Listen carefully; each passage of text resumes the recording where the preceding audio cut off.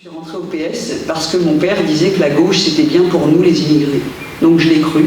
C'était un peu mon, j'allais dire, il me fallait sa bénédiction et j'ai suivi ses conseils. Donc je suis rentrée au PS à 27 ans et j'y suis restée 20 ans.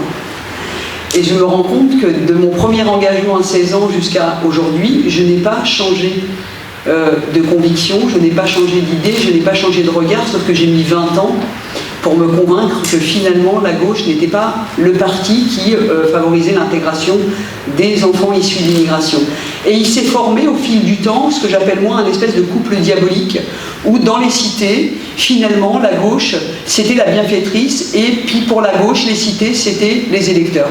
En 30 ans de politique de la ville, il n'y a rien sur le soutien à la parentalité. Or, qu'est-ce qu'il y a de mieux pour les parents, pour qu'ils recouvrent leur dignité, pour qu'ils aient des meilleures relations avec leurs enfants, que de recouvrer leur rôle de parents. Toutes les politiques de la ville ont été d'abord des pansements, des loisirs, une espèce de captation de la jeunesse autour de solutions à court terme, de solutions qui n'aboutissaient pas à une intégration sociale. Et ça m'a toujours, comment dire, ça a toujours été violent pour moi, parce que c'est une atteinte à la dignité humaine. On ne peut pas donner quelque chose à quelqu'un pour qu'il reste là où il est. Il faut lui apprendre à faire pour qu'il sorte de là où il est. Et ça n'a jamais été le cas. Encore aujourd'hui, après les attentats du 11 janvier, lorsqu'on parle des cités, on parle encore des jeunes et de l'école, on ne parle pas des parents. Et des solutions, il y en a. Une toute simple, les centres de protection maternelle et infantile doivent comporter des dispositifs avec des psychiatres et des pédopsychiatres, des conseillères en économie sociale et familiale, qui donnent un temps pour les parents, pour qu'ils puissent venir poser des questions, être aidés et être accompagnés dans leur rôle de parents. Ça devrait être déployé sur tout le territoire national. Il ne s'agit pas de faire pour les parents, il s'agit de leur donner les clés, de les aider et de leur permettre d'avancer avec leurs enfants quand il y a des difficultés. Le plus grand scandale de notre pays, c'est d'avoir dit aux gens des cités que les Français ne les aimaient pas. C'est l'histoire de l'immigration est une chance pour la France, mais de n'avoir jamais dit aux immigrés la France est une chance pour vous. C'est toute la différence, c'est symbolique, mais c'est très porteur. Nous sommes heureux d'être en France. Il ne faut pas arrêter de le dire, c'est pas une honte, et ça n'enlève rien au fait que je m'appelle Zora, ça n'enlève rien au fait que je sois pratiquante ou pas, ça n'enlève rien à l'identité de mes parents. Mais je suis dans un pays où je dois partager son histoire, son patrimoine, sa religion, et c'est comme ça. On peut additionner d'autres choses à partir du moment où on est serein avec l'histoire d'un pays où on est né, mais qui n'est pas le pays de nos parents. Et aujourd'hui, des gosses vous disent « mais la France, c'est pas mon pays ». Et pourtant, ils en sont à la 3e, 4e génération. Mais moi, ces gosses-là, j'ai pas envie de les incriminer ou de les accabler plus. Il faut justement leur apprendre que on peut faire la France avec tout le monde. On peut faire France ensemble, on peut vivre ensemble. C'est une histoire qu'on a racontée aux uns et aux autres en ghettoisant les vies de chacun. C'est toute la lutte antiraciste des années 80, qui a été une lutte antiraciste purement politique, qui a érigé le métissage et l'immigration en tête de gondole des causes nationales, au détriment de toute la cause de tout un tas de sujets en France, des milieux ruraux, des provinciaux, des agriculteurs, des gens isolés, etc. Et ça a créé une espèce de tension et de jalousie entre les uns et les autres, qui aujourd'hui nous conduit à une espèce de haine que finalement les gens n'ont pas voulu. Tu vas rencontrer des racistes, bien sûr, et alors, dans le tas, il y en a plein qui ne le sont pas. Mais ceux qui t'ont raconté que la société française était raciste et ne voulait pas de toi, t'ont menti. C'est pas vrai. Oui, il y a une frange de gens xénophobes. Oui, il y a une frange de gens haineux. Mais il y en a partout. Il y en a aussi dans les cités. Mais on peut avoir les mêmes diagnostics que le FN et pourtant pas avoir les mêmes remèdes. Pourquoi j'ose et j'ai ce courage de préempter des faits et des réalités? Parce que je ne veux pas que ce soit le FN qui les utilise. Je préfère que ce soit moi, parce que je n'aurai pas les mêmes solutions. Parce que moi je ne dis pas à un gosse c'est ta faute, t'es un immigré, rentre chez toi, la France tu l'aimes ou tu la quittes. Non, moi je lui dis autre chose. Tu fais ta part d'effort parce que ta place elle est ici, et que si tu veux une intégration sociale, tu vas faire ta part. C'est pas du tout le même discours, mais cependant le FN et moi pouvons voir la même chose. C'est ça toute la différence. Et à force d'être dans le déni et la complaisance, eh ben, il y a eu des morts, tout simplement. Mais oui,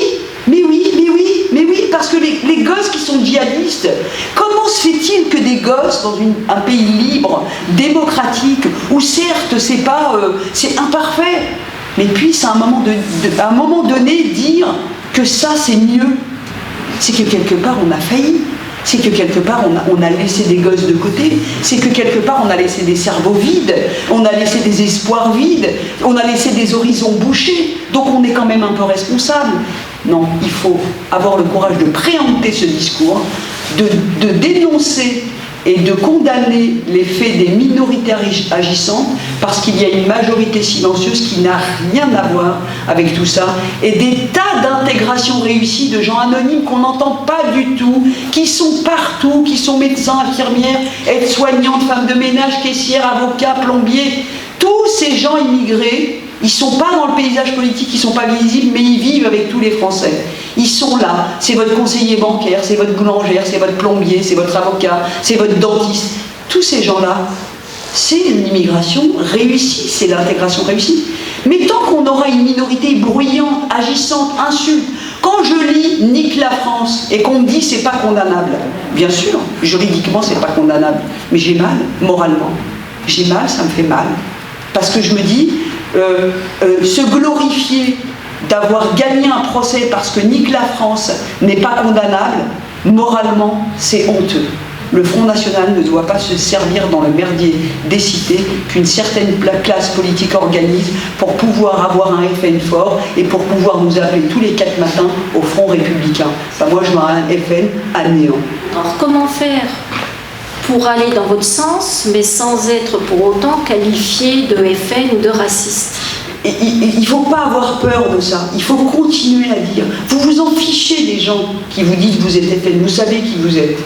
Vous voulez défendre le bien commun, vous voulez qu'on vive ensemble, vous voulez qu'on ait tous cette même passion pour la France et ce désir que la France reste une démocratie, une terre de liberté, une terre de prospérité. Il ne faut pas céder à ces gens qui considèrent que le blanc, il ne faut surtout pas qu'il parle d'immigration, c'est tabou pour lui. Non ? Quand vous rentrez dans une cité et que vous voyez une armée de mômes qui tient les murs en bas, désolé, vous les avez vus. Voilà, vous n'avez pas inventé. Il y a aujourd'hui 1500 quartiers prioritaires qui concentrent des grosses difficultés. Il y a eu un rapport des renseignements généraux aujourd'hui dans le Parisien sur le communautarisme. C'est un fait.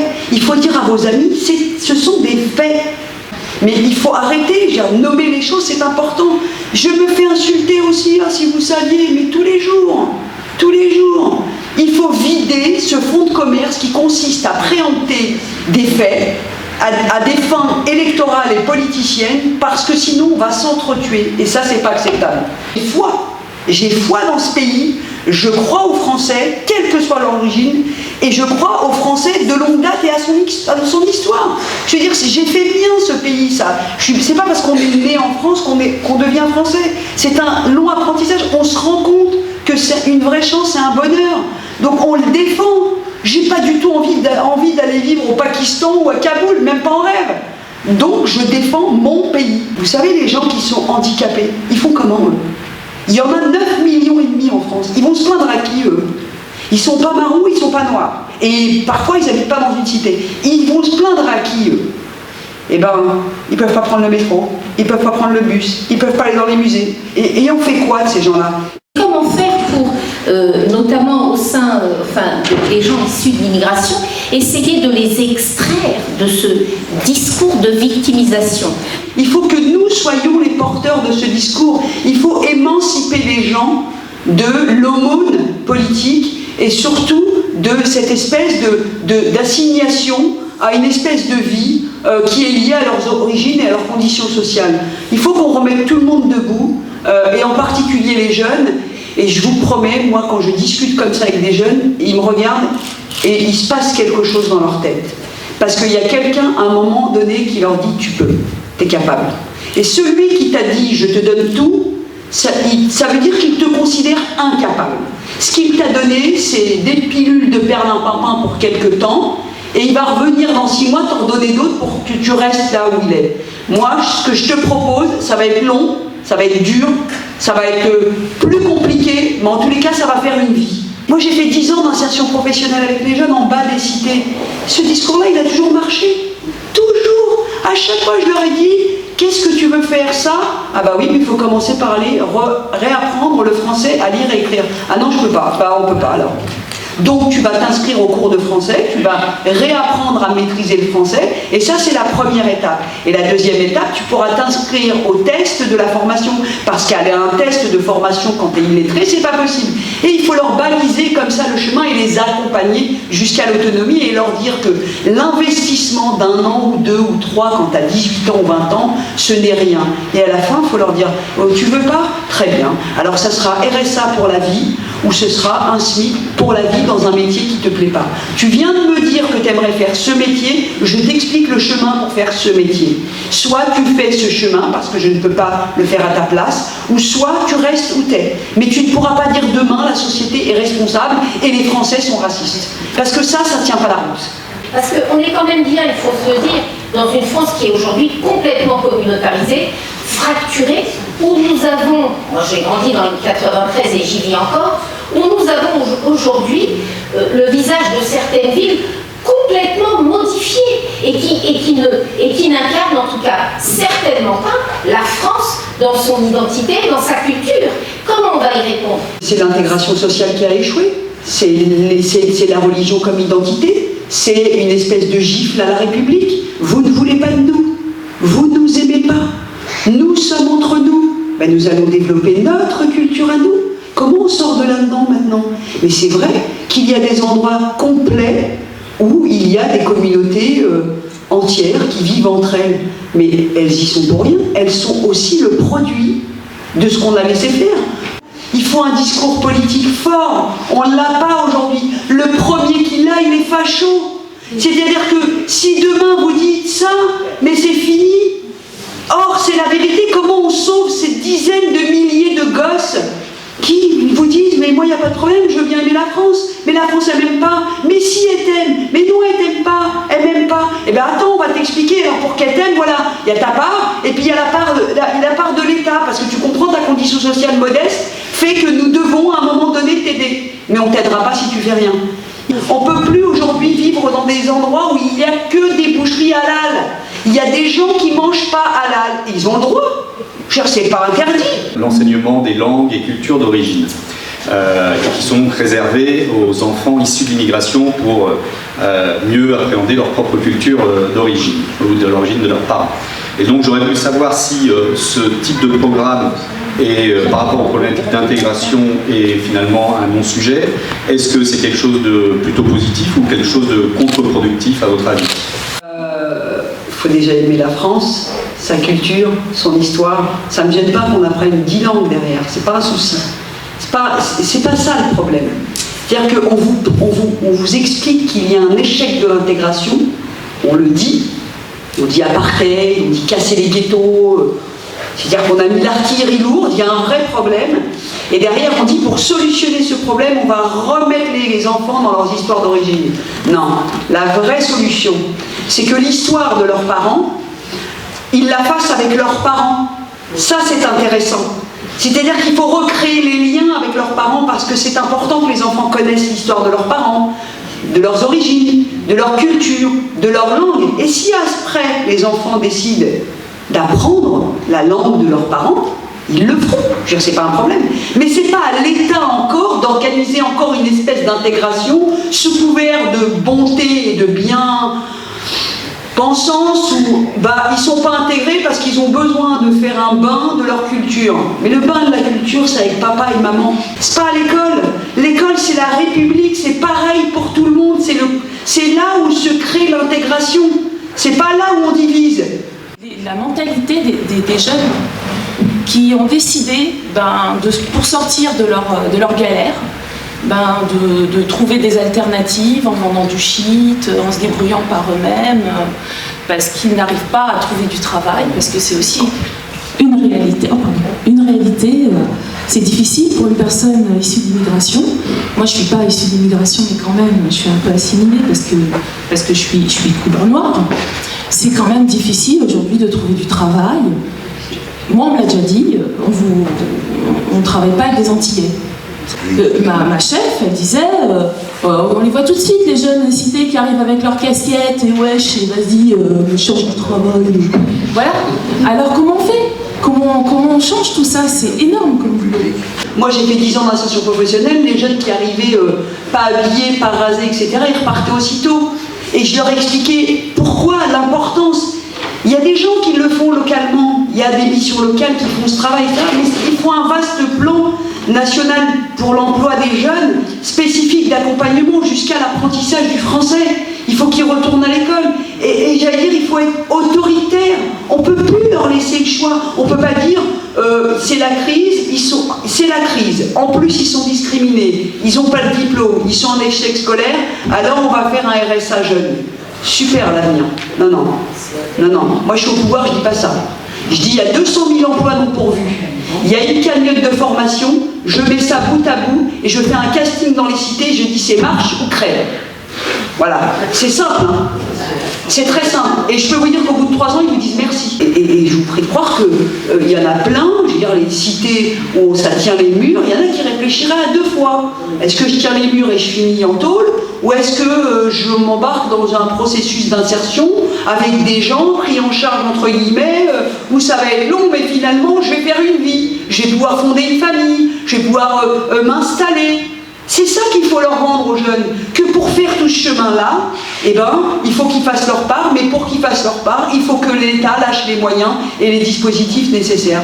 Et aujourd'hui, j'en entends pas parler.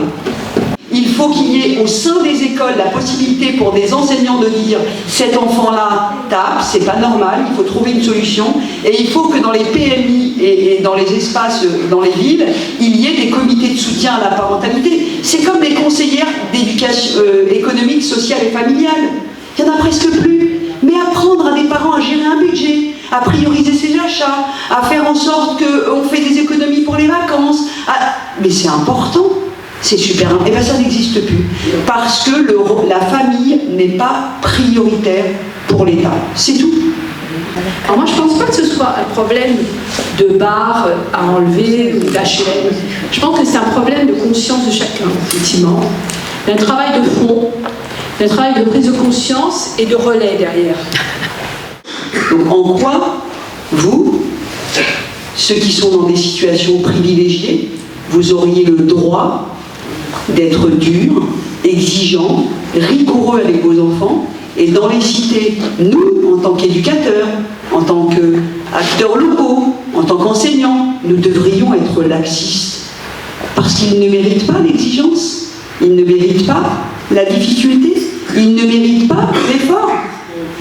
Et plutôt que d'avoir un discours de laxisme bienveillant, il faut mieux avoir un discours repensé d'autoritarisme bienveillant, parce que ça a des effets très négatifs. Là, je vais prendre un exemple de mon expérience personnelle et professionnelle. Je suis chef d'entreprise et j'emploie beaucoup de jeunes.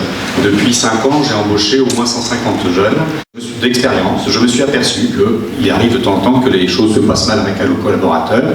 Et lorsque j'étais avec des jeunes filles d'origine maghrébine, j'avais, quand ça se passait mal, systématiquement en retour, un discours de victimisation, de dire « Ah, vous faites ça parce que je suis arabe, parce que ceci, cela ». Dites-leur, mais toi tu te vois comme une arabe, mais moi je ne te vois pas comme ça. C'est toi qui m'indiques le chemin de la discrimination, parce que moi je ne l'ai pas vu. Et vous allez voir qu'elle va réagir autrement. Tu m'imposes tes origines alors que je ne t'ai rien demandé. Parce que ce que je te dis à toi, je pourrais le dire à ta voisine qui n'est pas issue d'immigration. Il faut couper ça. Il faut leur dire ça ne marche pas. Je ne te vois pas comme ça. C'est toi qui te vois comme une arabe. Moi, je ne t'ai pas embauché comme une arabe. Je t'ai embauché parce que tu avais les qualités, les compétences. D'ailleurs, tu fais bien le boulot. Et quand tu fais quelque chose que je trouve pas bien et que j'ai à redire, je me fous de tes origines. Donc le problème, c'est toi, c'est pas moi. Donc si tu as un problème avec ton identité, c'est pas chez moi qu'il faut le régler. Peut-être une psychothérapie, voire quelque chose. Non mais la question d'identité, elle est importante. Mais il y en a qui s'imaginent que c'est facile de vivre avec 2 cultures, 2 origines, dans un pays où c'est complètement différent que celui de ses parents, être confronté à la condition de la femme dans un univers où la femme n'a pas la même place que dans la société française. C'est difficile, je veux dire, c'est pas quelque chose de drôle et de rigolo qui peut se régler comme ça du jour au lendemain.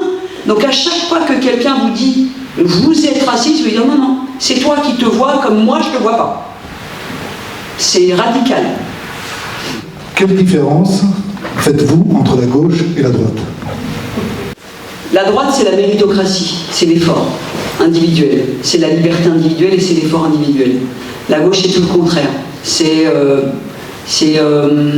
sa condition sociale détermine l'assistanat qu'on met en place. Voilà, je préfère marche ou crève, au moins je sais où je vais. Voilà, je trouve que c'est plus formateur. Maintenant, il y a une droite sociale. Je fais partie de cette génération dans les bidonvilles. C'était souvent l'église, le secours populaire, le secours catholique, les bourgeois du coin qui nous venaient en aide, qui nous apportaient des livres, qui nous faisaient le soutien scolaire, qui nous apportaient des choses à Noël. C'était pas des gens méchants, c'était des gens qui nous apprenaient à être autonomes.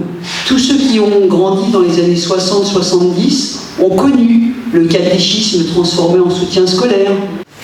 La gauche, elle considère que wesh wesh, ça fait partie de la culture. Non, pas pour moi. C'est un handicap supplémentaire. Et quand j'entends ça, je trouve ça d'une extrême violence. Ça veut dire que, voilà, le rap, wesh wesh, le bas de sa cité, voilà, quelques séjours en vacances, c'est bon, ça vous va, on revient l'année prochaine. Non, non, non, c'est pas acceptable. Cette France qui a des valeurs, qui est attachée à son identité, qui est aussi attachée à son identité religieuse, mais pas sous forme de spiritualité, même si chacun dans son espace privé, a cette spiritualité, mais cette religion en tant qu'identité culturelle. Parce que moi, ce que je crois, je vous le dis, je suis musulmane, ça ne se voit pas, je pense que, c'est ce que je pense vraiment, je pense qu'il faut redonner à la France, il faut que les politiques redonnent à la France son identité. Et son identité, elle est basée sur cet héritage chrétien. Et vous savez, il y a une espèce d'hypocrisie. La montée du communautarisme musulman, qui est, on va dire, c'est vrai, marginal. Il y a des tas de musulmans, on ne sait pas qui sont musulmans. Il y en a, non, mais c'est vrai. Il y a des tas de musulmans comme vous et moi, on ne sait pas qu'on est musulmans, je veux dire. On est nombreux à être comme ça, mais sauf que la minorité qui revendique son identité musulmane comme une identité, sa confession comme une identité, elle est bruyante, elle exige beaucoup de choses, etc. Et vous savez, l'attitude d'en face, entre guillemets, d'une certaine gauche, qui pour se dédouaner d'une islamophobie, tape sur la chrétienté. Et moi, ça m'est insupportable. Parce que je vous explique, on a toujours grandi dans un pays où l'église, c'est le GPS. On se dit, je dois aller au centre-ville de la ville machin, je cherche l'église. Mais ça nous a jamais choqués. Ça nous a jamais choqués. Vous demandez à n'importe quel musulman si ça le dérange qu'il y ait une crèche dans une mairie, il s'en fout, j'ai posé la question moi-même. Ils m'ont dit, mais on n'a rien demandé, nous. Donc il y a une espèce de concurrence à se dire, puisque certains tapent sur les musulmans, bah nous on va taper sur les chrétiens. Je vais vous donner un exemple. On a tapé sur l'école privée catholique en 1983. Il faut aller voir, les millions de manifestants, d'accord? Et aujourd'hui, les mêmes nous disent qu'il faut créer des écoles confessionnelles musulmanes. Mais je ris. Non mais il faut se remémorer les choses. Ce n'est pas parce qu'on refuse le communautarisme musulman qu'on doit taper sur les chrétiens, bon sang. Non mais ça devient une aberration. Moi je leur dis, détendez-vous. C'est pas pour autant que tu dois aller chasser tous les signes ostentatoires chrétiens dans ce pays, parce qu'il y en a un paquet. C'est vrai qu'on faudrait qu'on déracine le pays complètement, qu'on lui supprime son identité religieuse et culturelle. Donc c'est pas pensable. Donc ça, moi je me bats, évidemment, je me bats contre ça, tout en défendant les autres, parce qu'ils ont le droit aussi de pratiquer leur religion, et je dis, nous sommes une addition d'histoire, pas une histoire qui va en dissoudre une autre. Et il y a des laïcards qui voudraient dissoudre la chrétienté. J'ai défendu l'idée qu'un conseiller général mette une crèche. Aujourd'hui, la carte de vote, elle n'a pas de couleur. On va voir la personne et en échange de bons procédés, contre une voie, voilà, des permis de construire, soit des promesses d'embauche, même il y a eu même beaucoup de promesses d'embauche, des promesses de logement. On s'est aperçu sous l'ancienne mandature socialiste, on s'aperçoit que des gens ont des logements en même pas un an, voilà. Que les villes de gauche aient pratiqué le communautarisme et le clientélisme, c'est une réalité. Bah, si les quartiers populaires, ça ne les a pas gênés d'être des clients d'une classe politique qui ne les a pas aidés à s'intégrer, moi j'ai envie de taper sur les habitants des quartiers populaires, c'est de leur faute. Si vos vies, si vous êtes un fonds de commerce pour des gens malfaisants qui ne sont intéressés que par vos vies que pour être une voix, mais c'est dommage pour vous. Il faut réveiller les gens, il faut leur dire mais tu ne dois plus être une voix, tu es un citoyen, tu ne dois plus accepter de dealer ta condition pour une voix. Mais c'est ça le drame, c'est le couple diabolique, tout le monde s'est entendu. Comment redynamiser l'autorité parentale, le symbole de l'autorité dans notre pays? C'est une volonté politique. Aujourd'hui, dans l'état actuel des choses, la famille n'est pas une priorité politique. Le dernier comité national de soutien à la parentalité, qui a été créé en 2010, a arrêté ses travaux en 2012. Ça vous en dit long. Donc, pour l'instant, nous avons un état, juste après les événements de janvier, lorsqu'on a parlé des cités et des banlieues, la ministre de la Famille, on ne l'a pas vue, alors qu'elle aurait dû être une des premières à intervenir. Dans ce pays, il y a une majorité de gens qui composent des familles hétérosexuelles. On s'en fout qu'il y ait d'autres qui composent des familles homosexuelles. Ça ne veut pas dire que parce qu'il y aurait quelques familles homosexuelles, on tuerait la famille traditionnelle. C'est quand même la majorité dans ce pays. Pourquoi dans les pays pauvres, il y a tant de joie, de bonne humeur, les gens sont parfois heureux dans des situations extrêmement compliquées? Parce qu'il y a ce socle. On est plus fort quand on n'est pas seul. Eh ben non, on veut faire une société où l'individu est isolé. Lorsqu'il est isolé, il est vulnérable. Et lorsqu'il est vulnérable, il est soumis. Je voudrais pour terminer vous remercier d'être venu. Et je vous invite à colporter la bonne parole que vous avez pu entendre ce soir, parce que nous avons entendu une parole vraiment empreinte de beaucoup d'expérience, de sagesse, et aussi beaucoup d'humanité, d'amour, et de sincérité, oui. Et je veux vraiment dire un grand merci à Sorabitan.